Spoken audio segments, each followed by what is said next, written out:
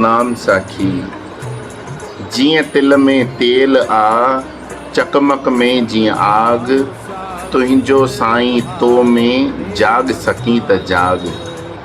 महात्मा ॿुधाइनि था असांजा शास्त्र कि जीअं तिरनि में तेल थींदो आहे, उन जो प्रोसेस सां उहो तेल निकिरंदो, तिलनि जी धुलाई थींदी, पोइ मशीन में उहो वेंदो, उन जो घर्षण थींदो, उन मां तेल निकिरंदो। चकमक हिकिड़ो पत्थर थींदो आहे, उन जो घर्षण करण सां उन में आग उत्पन्न थींदी आहे।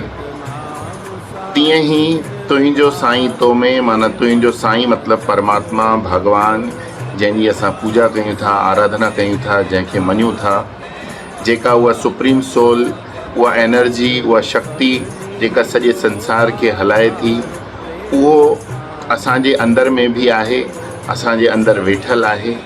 ऐं उनखे वीचारनि जे द्वारा, सेवा जे द्वारा, पूजा जे द्वारा, नाम जप जे द्वारा, वीचारनि जो मंथन कंदे कंदे कंदे, शास्त्र अध्ययन कंदे कंदे कंदे, उन खां पोइ ई असांखे असांजे अंदरि वेठल परमात्मा ॾिसण थो अचे।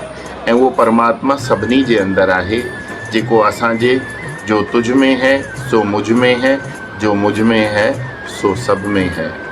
त जीअं तिरनि में तेल आहे, चकमक में जीअं आग आहे, उहो परमात्मा, उहो साईं, उहो भगवान, उहो गुरु असांजे अंदरि वेठल आहे।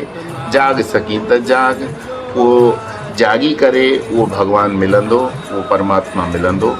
सम्झण जो प्रयास कंदासीं। भगवान जी, गुरुनि जी आशीर्वाद थी। सतनाम साखी।